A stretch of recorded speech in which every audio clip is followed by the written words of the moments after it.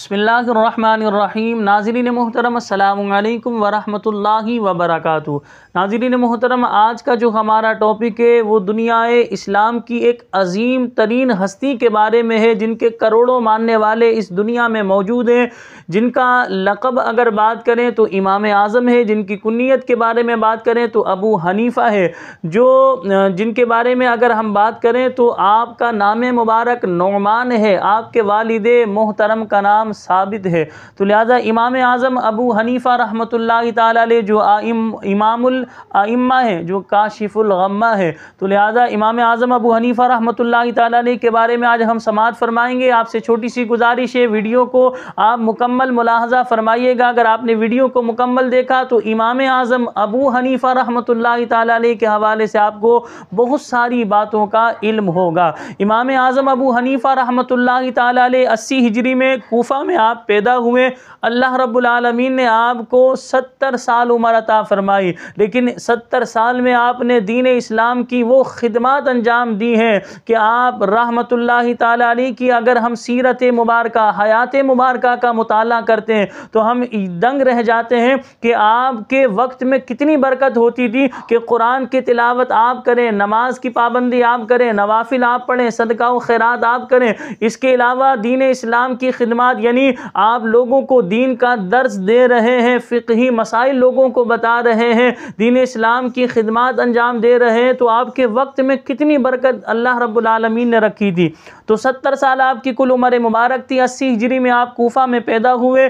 2 शाबानुल मुअज़्ज़म 150 हिजरी में आपका विसाल हुआ है। बगदाद मुअल्ला में आपका जो है मज़ार पुर अनवार है।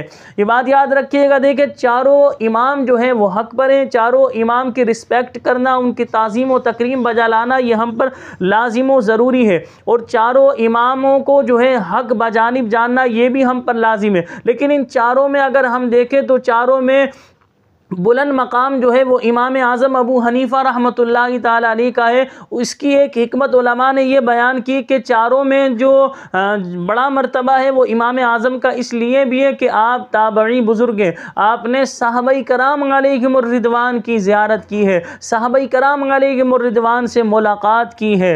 अल्लाहु अकबर। आप ताबई बुज़ुर्ग हैं। तक़वा व परहेज़गारी आप देखें आपकी कैसी थी कि हज़रत सैयदुना हफ्स बिन अब्दुर्रहमान रज़ियल्लाहु ताला अन्हु के साथ जो है, हज़रत सैयदुना हफ्स बिन अब्दुर्रहमान रहमतुल्लाहि ताला अलैह के साथ जो है आप तिजारत किया करते, यानी पार्टनरशिप में आप काम कर रहे हैं। तो आपने हज़रत सैयदुना हफ्स रहमतुल्लाहि ताला अलैह को ये बात कह दी थी कि देखिए फ़लाँ कपड़े के अंदर ऐब है, जब बेचने लगो तो गाहक को जो है, कस्टमर को जो है आप दिखा देना, ऐब बता देना कि देखें ये ऐब है इसके अंदर, इसकी प्राइस ज़ाहिर सी बात है दूसरों के मुकाबले में कम होगी, इतने में हम आपको फ़रोख्त करते हैं। तो आपने बता दिया था जब किसी ग्राहक को दिखाओ तो उसका ऐब बताकर बेचना।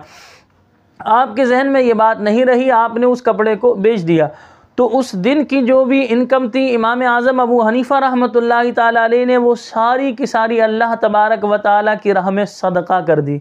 अब आप ज़रा गौर कीजिएगा तक़वा व परहेज़गारी आपके अंदर कैसी थी। और हमारे आजकल फ़ी ज़माना हम देखें तो हमारे ताजिर हज़रात जो है वो किस तरह जो है एक लोकल चीज़ को, एक 2 नंबर चीज़ को ओरिजिनल कहकर बयान कर रहे होते हैं। और देखें ये बात याद रखें, ये हराम रोज़ी है कि एक मिसाल के तौर पर एक जो चीज़ हम लेने के लिए गए हैं वो कॉपी है, वो ओरिजिनल नहीं है। अब आप जो है कस्टमर आपके पास आया, उसने कहा मुझे ओरिजिनल फला चीज़ दे दें, तो आपने उसकी कॉपी दे दी और ओरिजिनल के पैसे ले लिए। देखिए ये आपने जो कॉपी के पैसे बनते उतनी रकम तो आपकी हलाल है, लेकिन जितनी आपने इजाफी लिए वो सब की सब हराम है। यानी आपने माले खबीस अपनी हलाल रकम में मिलाया तो इसमें बरकत नहीं होगी। बहुत सारे ताजिर हमारे यही काम कर रहे हैं कि जो कॉपी है यानी ओरिजिनल चीज़ नहीं, ओरिजिनल कह कर बेच रहे हैं। देखिए याद रखिए आपके पास 4 चीज़ें हैं, आप कस्टमर को, ग्राहक को दिखा दें, देखिए ये सबसे अच्छी क्वालिटी की, उसके बाद ये है, उसके बाद ये, उसके बाद ये, सबसे अच्छी वाली की प्राइस ये है, उसके बाद वाली की प्राइस ये है, उसके बाद वाली की ये, उसके बाद वाली की। इन चारों में जिस पर आपका दिल मुतमईन होता है, जो आपकी जेब इजाज़त देती है, वो चीज़ आप ले लें।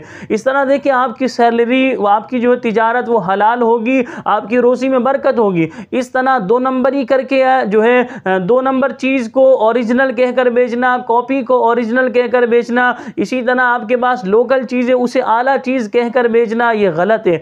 इसी तरह बहुत सारे मोबाइल ऐसे होते हैं उनमें ख़राबियाँ होती हैं और बेचने वाले को मालूम होता है, वो बताता नहीं है कि भाई इसके अंदर ये ख़राब है, कैमरा ख़राब है, ये ख़राब है, फुला इसके अंदर ख़राबी है, बस वो फ़रोख्त करने में लगे होते हैं और सीधा साधा कोई भोला भाला बंदा आ जाए उसे बेचने पर तुले हुए होते हैं। इस तरह रोज़ी में आपकी बरकत नहीं होगी। देखें, बिल्कुल शरई तकाज़ों के मुताबिक आप अगर अपनी रोज़ी को कमाएंगे तो आपकी रोज़ी में बरकत होगी। हलाल ज़रिए से कमाएंगे बरकत होगी, हराम की आमेज़िश करेंगे अपनी हलाल रोज़ी में हराम को भी दाखिल कर लेंगे तो याद रखें ये गलत तरीका होगा। जिस तरह देखिए बहुत सारे जो गवर्नमेंट के इदारे में काम करने वाले लोग हैं वो हमसे ये मालूम करते हैं कि भाई 6 घंटे की मेरी ड्यूटी है, मैं 2 घंटे की ड्यूटी अंजाम देता हूँ, 4 घंटे की नहीं देता, तो उस 4 घंटे की सैलरी लेना उसके लिए जायज़ नहीं है। इसी तरह हम आपको बता रहे हैं जो तिजारत करने वाले लोग हैं हमारी इस बात को गौर से सुने कि जो आप कॉपी बेच रहे हैं ओरिजिनल चीज़ नहीं है तो आप कॉपी बताकर बेचेंगे, उसे कह दें कि मैं इतनी रकम ले रहा हूँ, ये कॉपी ओरिजिनल नहीं है,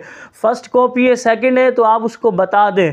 और अगर आपने ये 2 नंबर ही करी कि एक चीज़ ओरिजिनल नहीं है, आप उसे फर्स्ट कॉपी दे रहे हैं और ओरिजिनल कहकर दे रहे हैं, या सेकंड कॉपी उसे आप जो है ओरिजिनल कहकर दे रहे हैं, तो आपकी रोज़ी में जाहिर सी बात है हराम की आमेज़िश हुई है और अल्लाह की हुजूर आपको जवाब देना होगा। और ऐसा पैसा रुकता नहीं है, बीमारियों में, तकालीफ में, चोरी डकैती या जलने में किसी तरह भी ये पैसा निकल जाता है। हलाल की रोज़ी कमाएंगे, इसमें बरकत होगी, अपने बच्चों को हलाल का लुक़मा खिलाएंगे तो बच्चे भी फरमाबरदार होंगे, हराम का लुक़मा खिलाएंगे तो जाहिर सी बात है उसमें आपके लिए नुकसान ही नुकसान है। नबी करीम सल्लल्लाहु अलैहि वसल्लम एक मरतबा गल्ले के पास से गुजरे, एक शख्स ने क्या किया हुआ था, जो गीला गल्ला था उसे नीचे रखा हुआ था, सूखे गल्ले को ऊपर रखा हुआ था। नबी करीम सल्लल्लाहु अलैहि वसल्लम ने उस बोरी में मुबारक अपना हाथ डाला तो वो गीला था। हुजूर ने फरमाया ये तो गीला गल्ला है। तो अर्ज़ की या रसूलल्लाह बारिश का पानी आ गया था। तो हुजूर ने फरमाया इस गीले गल्ले को तुमने ऊपर क्यों नहीं रखा। आप अलैहिस्सलाम ने उस वक्त तारीख़ी जुमला इरशाद फरमाया, जो धोखा करे वो हम में से नहीं, यानी जो किसी के साथ धोखा करे, फ्रॉड करे, हुजूर ने फरमाया वो हमारे तरीके पर नहीं। तो हम अपने आप को आशिक रसूल कहें, हम अपने आप को मुहिब्ब रसूल कहें, बहुत सारे मुस्तहब्बात पर हम अमल करें और इस तरह फ्रॉड करके, धोखा करके मुसलमानों के से हम पैसे इस तरह बटोलें और हम ये समझें कि हमारी रोज़ी में बरकत होगी, इन पैसों से हज पर जाएं, उम्रा करें, हम गरीब बच्ची की शादी करा दें, लोगों को जो है राशन लोगों के घरों में डला दें, हम क्या समझते सवाब मिलेगा। अगर आपने हराम जरिए से कमाया और इसे आप अल्लाह की राह में सदका करें तो इसको तो उलमा ने, और उस पर सवाब की नियत करें तो उसको तो उलमाए कराम ने कुफ्र करार दिया है। तो लिहाजा आप कोशिश ये करें हलाल जरिए से कमाकर अल्लाह के बंदों की खिदमत करें, इसमें फ़ायदा है। हम अपने असल मौजू की तरफ आते हैं। इमाम आज़म अबू हनीफ़ा रहमतुल्लाहि तआला अलैह के बारे में हम गुफ्तगू कर रहे थे। इमाम आज़म अबू हनीफ़ा रहमतुल्लाहि तआला अलैह कुरान मजीद फ़ुरक़ान हमीद से ऐसी मोहब्बत फरमाते कि रातों को कुरान की तिलावत करते, कसरत से नवाफिल आप अदा करते। इसी तरह इमाम आज़म अबू हनीफ़ा रहमतुल्लाहि तआला अलैह को अल्लाह पाक ने यह बसीरत अता फरमाई थी, जब आपके सामने कोई वज़ू बनाता है। एक मरतबा आप कूफे की जामा मस्जिद में तशरीफ़ ले गए, वहाँ एक शख्स वज़ू बना रहा था, उसके जो पानी टपक रहा होता है उन टपकते हुए पानी से आपने मुलाहजा फरमाया कि वो माँ बाप का नाफरमान था। आपने फरमाया देखो माँ बाप की नाफरमानी करना छोड़ दो। एक और शख्स आपके सामने वज़ू बना रहा था, उसके पानी के जो वज़ू के क़तरात टपक रहे थे, उन क़तरात से आपने मुलाहजा फरमाया कि वो गलत फ़ेल में, गलत अफ़ाल में मुब्तला था, शराब नोशी किया करता। तो आपने फरमाया शराब नोशी करना छोड़ दो, बुरे कामों को छोड़ दो। इसी तरह एक और शख्स को देखा कि वो वज़ू बना रहा है, उसके पानी के जो वज़ू के क़तरात होते वो टपक रहे थे। आपने फरमाया गाने बाजे सुनना छोड़ दो। तो आपने अल्लाह के हुजूर ये दुआ मांगी कि या अल्लाह लोगों के जो पोशीदा मामलात हैं इस तरह मुझ पर ज़ाहिर हो जाते हैं कश्फ के ज़रिए, या अल्लाह अज़्ज़ व जल मुझ पर करम फरमा, ये मुझ पर ज़ाहिर ना हो। जब आपने अल्लाह की बारगाह में दुआ मांगी तो लिहाजा ये कश्फ के मामलात जो है आप पर उस वक्त बंद हुए। तो बहरहाल इमाम आज़म अबू हनीफ़ा रहमतुल्लाहि तआला अलैह इस तरह अल्लाह की अता से देख लिया करते कि ये बंदा फ़लाँ गुनाह में मुब्तला है, ये फ़लाँ गुनाह में मुब्तला है, तो उसको आप नसीहत भी करते, उसको आप समझाते। आज का टॉपिक कि इमाम आज़म अबू हनीफ़ा रहमतुल्लाहि तआला अलैह के बारे में था। नौमान बिन साबित रज़ी रज़ियल्लाहु ताला अन्हु आपका नाम है। वक्त के आप इमाम पेशवा है, इमाम आज़म अबू हनीफा रहमतुल्लाहि ताला अलैह, करोड़ों आपके मानने वाले, आपसे मोहब्बत करने वाले, अकीदत रखने वाले। 2 शाबानुल मुअज़्ज़म को इमाम आज़म का उर्स पाक आता है। आपसे गुजारिश है अपने घर में फातिहा खानी का एहतमाम कीजिएगा।